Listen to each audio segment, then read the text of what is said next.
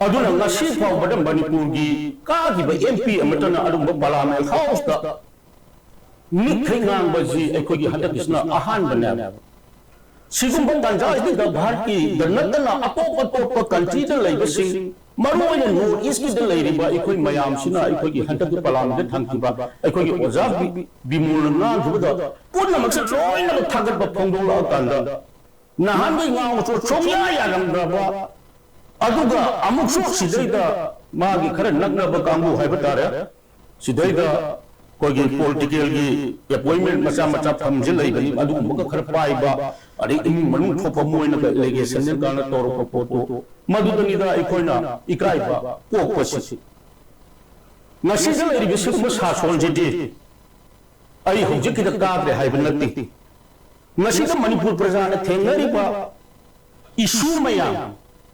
adum so manipur ki praja miyamna atop jagi ngasi ki lairi ba lainga asida ngang ba sabu mayam asi ai ma koiramadi party ki sidai da oriba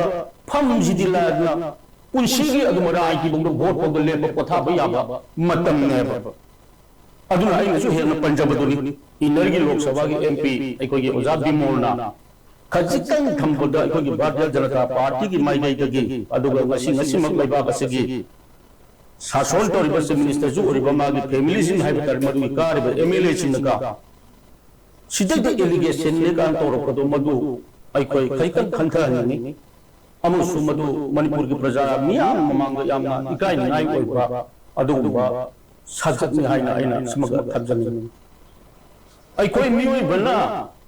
आई कोई न फी सेली बजी इकाई बगी ने by कोई न फी सेली बजी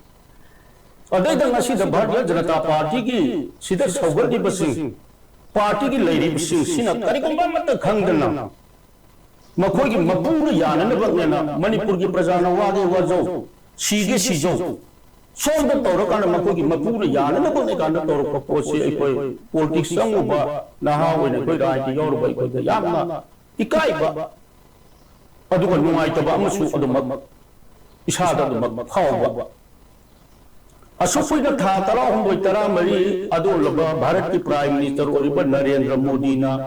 मणिपुर की ओइबा वाफम अमा पबो थमना होगी बो पार्लियामेंट सेशन जुनर गलो फंगिबा अदुदैदा फी थोंगदना अइखोगी नुपी अनि खक तौगी बदुगी दि पार्लियामेंट ममांग खर नांगमगा करिगुंबा मत नांगदना ला कांदा हंतक सिदैदा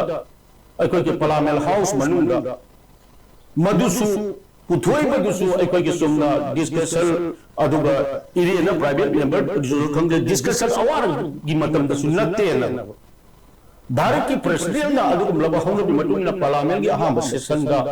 अदुगम लबा प्रेसिडेंट की अदुगम लबा भाषण दुगी वोट ऑफ थैंक्स तो बगी मरुगी खुदोंग चाब लौरगा अइखोगी एमपी सिना ngang बनेबा लाइबक थीबदी अइखोगी आउटर की एमपी अल्फ्रेड कांगम महा ngang bagi matam magi thajal so ngang bagi matam jama mauna chance mak tv gi maruina ai gi oja bimul simaksu ai gi parliament gi si hana dagi nom chathar pada assembly jumai re baro bogdi thenga bada baro bogdi dum chatha bhai ba baro dagi di hena de aduna last hour only 8 minute kangai ra ba yamna tel ba yari gi mo ngang dagi di lakna bani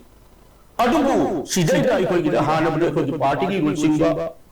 haujiu jingna अखोई opposition leader की अखोई थौसुक सुबिरबा अदुम राहुल जी अदुगा त्रिनामुल की बेंगल की अखोई अमन ngang अमम मयाम अममुदी इरेन तौदो अखोई थेंगनग्रे अदुना अखोई ओजा बिमोन तेलबा सुतेना सिदे द मिनिट निपा अदुगा थमनिबा वाई सिंग अदुति ngasi bongda ai isamak sahi kuntra ge politics da ai leire